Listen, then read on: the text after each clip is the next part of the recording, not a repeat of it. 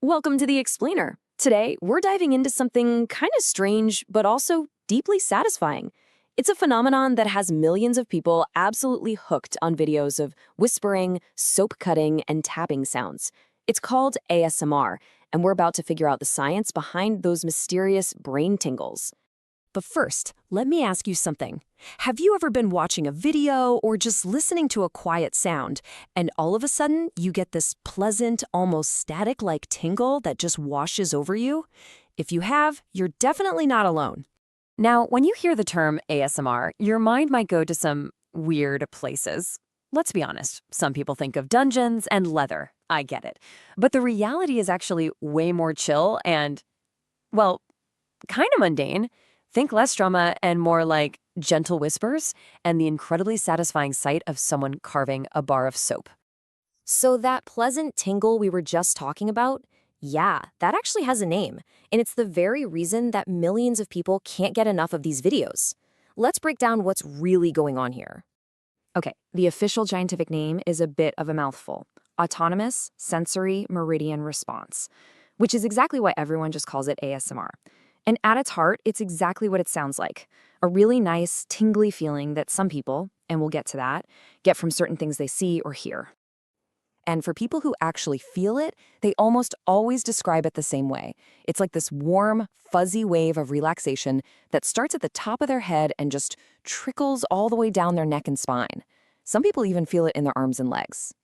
But here's where it gets really fascinating. You'd think everyone gets this, right? Nope.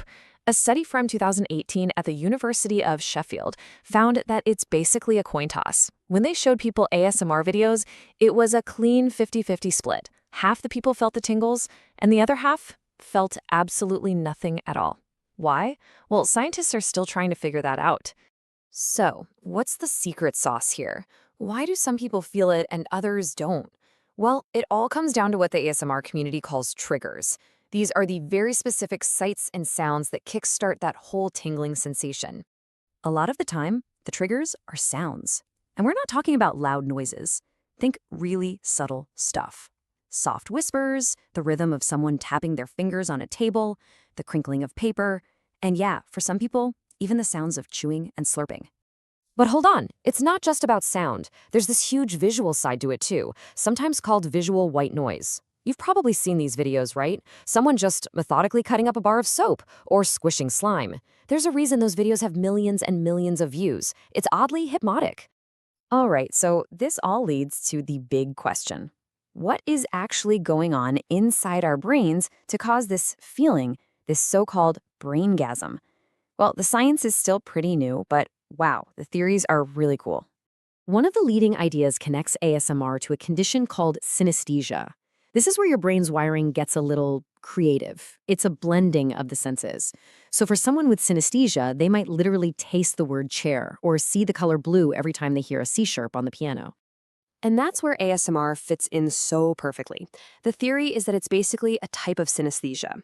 You hear a specific sound, like whispering, and your brain involuntarily triggers a physical feeling, the tingles, see?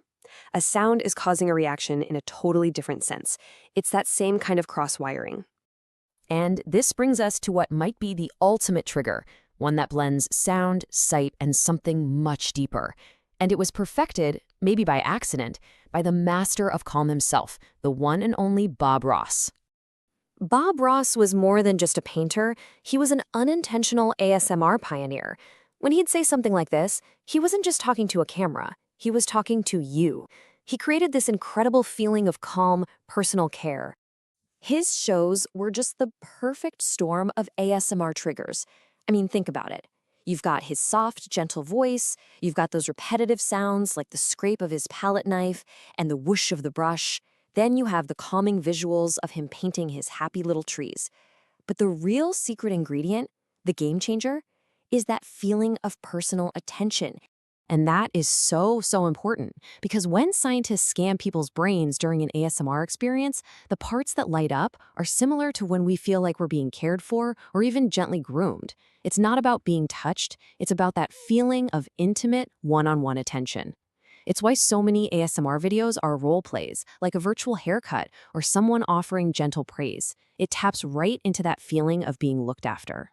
Okay, so it feels good, we get that. But does this whole tingly thing actually have any real-world health benefits?